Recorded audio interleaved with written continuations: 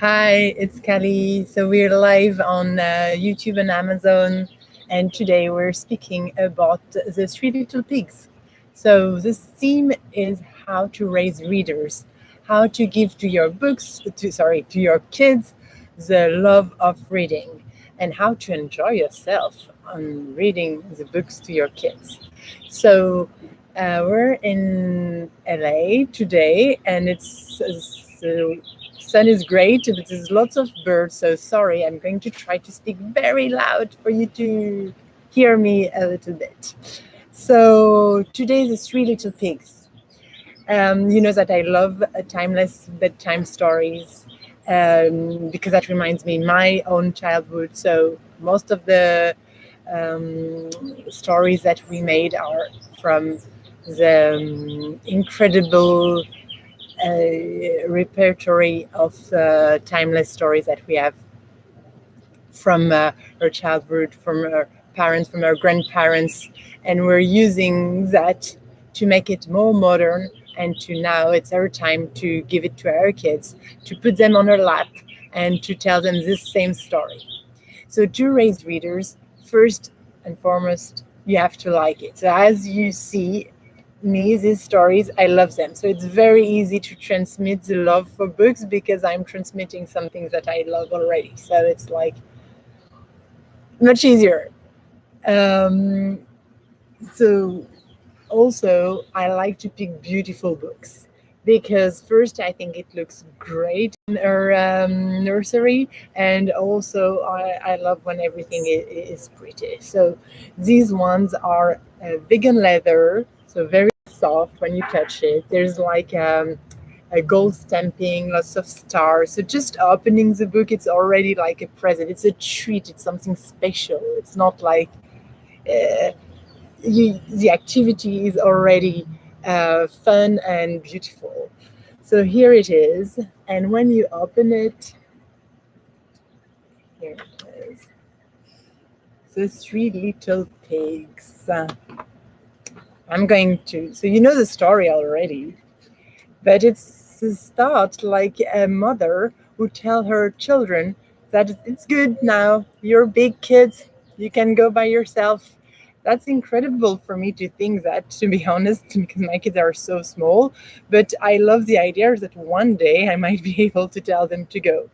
But you can see the loving of the mother. She tells them to go because she's she knows that it's time. So that's part of the journey of the parents. So they go, they say goodbye, and she warns them, be careful, there's a wolf. So, as you're going to see in this story, this time usually there's no gender on the pigs, but we put two boys and one girl. So that's her little touch. And yes, I'm going to show you. So here is the story, but you can also play it. One day their mother gathered them and said, "You have now become my three big little pigs. It's time to leave the house and go seek your fortunes. But remember, always be careful, for the big bad wolf is lurking." So, you know the story. The first one is really happy with straw, a house of straw. He loves beautiful flowers and enjoying himself, but the wolf is here. The second one, it's all about sticks, and he has a house of sticks. But be careful, the wolf is here. And the third one was the smartest. She's a girl, she's a daughter, and she thought, be careful, it's better to be careful. She organized, she had a plan, and she built her own house. Of course, what should happen happened. The house of the first two little pigs are blown away by the wolf, and they have to go to the third little pig. And the third little pig, she thought of everything. she also prepared the dinner, and she's very caring. And when the wolf arrived, of course, thanks God, the house is not blown away this time. The three little pigs are safe. Oh, oh, oh, but the wolf is smart. He wants to go through the chimney.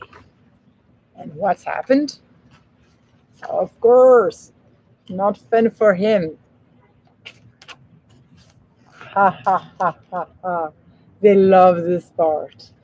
And who is very proud of them? Who is very proud of them? Of course, Mama Pig. She's very proud of them.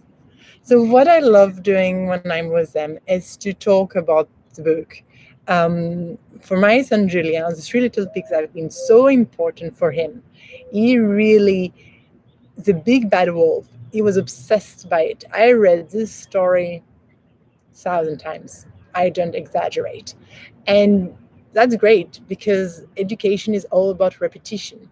So I'm very happy to tell the story. Sometimes I'm happier than others. So that's the other feature of this book that I'm so happy to introduce you. And that's very specific to this book. Only one in the world where you can record your voice. So it's very important to interact with your kids with the books, and I will never say that it can substitute to any interaction with your kids. But the fact that you have a recording mode, you don't have to say it again and again. They can be a bit more independent. Of course, they will prefer to be with you, but they will also enjoy the fact that they can do it by themselves. So it's very, very simple. You open it on the page you want. You put on a recording mode, and you press the button until you hear a beep, and you start speaking. Once upon a time, there lived an old sow with her three little pigs. You press, and when you hear the two beeps, that means it's recorded.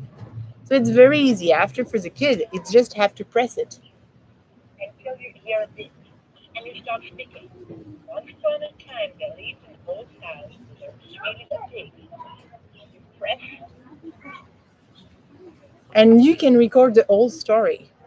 For me, I record it in French because, as you can hear, I'm French. And it's great because that transforms the book in a bilingual book. So you have the English version. If you select Gmo, you have the English version. Once upon a time, there lived an old sow with her three. And after, you will have, for example, my version. So I have it recorded. So I record it. C'est l'heure du bain et du dîner. And okay, so you can have you can have a bilingual book, and that's really cool for small kids. I mean, small kids, they will enjoy it very early.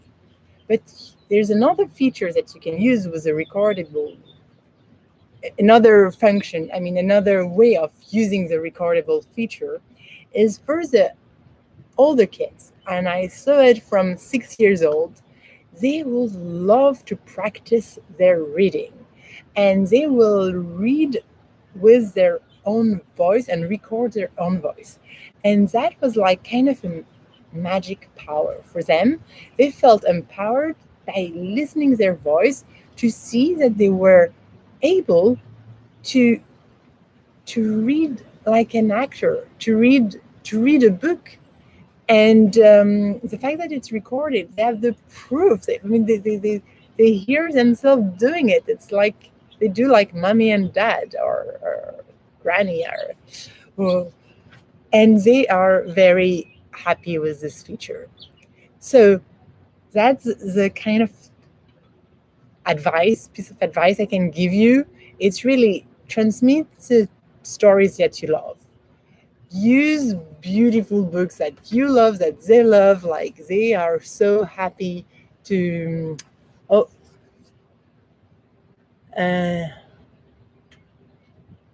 that I have a question. Oh, watching from Ireland. That's cool. It's a bit late, no? Yes. We don't sell yet in Europe, but being from Europe, it's definitely something I would like to do. But thank you. Sorry? But you do sell online, right? Yes. On our website. But online you can find it. What I was saying, yes. So that's the first thing. It's really to love the story, to transmit it, and to make it interactive. Like to continue to ask questions to the kids, like how did they like it? So I was telling you that Julien absolutely was fascinated by this story, and I think it was. Oh, there's plane. Sorry for that. That's a great advantage of being on live. So Julien was fascinated by this story, and I think really the wolf, the character of the wolf, like being bad, wanting to eat someone, like the danger. You wanted to play it all the time, and we played it lots of time. So it's also outside of the story time where you reading to speak about them, because they will use these characters to speak about feelings that they have, but they can't really express them because they don't understand them, like wanting to hurt someone. And the wolf wants to hurt someone, and it's bad. We know it's bad, but we still have this thing. So by being so obsessed by the wolf, at the beginning I was like, what's that? And I read about it, and it was like, okay, it was a way for him to understand this kind of feeling that he has. And that's why I'm all about, when you read, it's not like a book, it's not a one-time thing. It's not like a toy that you use once and after you don't use it. You continue. So that's why I really wanted to create something very durable, very like this big, good quality, and that you can keep for generation. It will be not only a memory of the 10 minutes that you're going to read, but something that you can do every day. And by doing it every day, you will transmit your love for books. You will have like a common ground for discussion during dinner time. You can speak about them, about what they read and how they feel about it.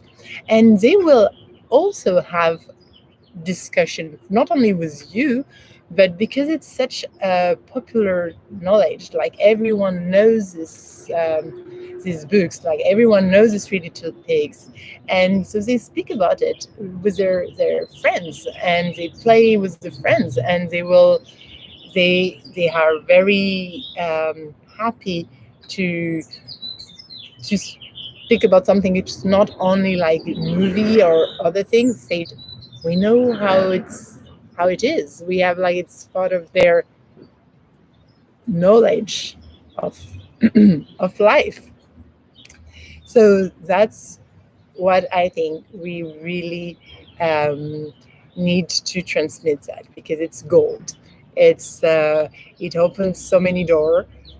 By reading these books, you understand what is the world that surrounds you. You can also understand other people. The reference, like having cultural reference, is so important in communication, not only with our peers, with our parents. So that's really something that I recommend. And yes, today it was a Three Little Pigs, so it was from far my son's favorite. And next week we're going to continue this series of how we created the books and how they came to life with another title. And this one, it was my favorite, and it was The Ugly Duckling. So I don't tell you why I love it, because I really want you to watch the next video.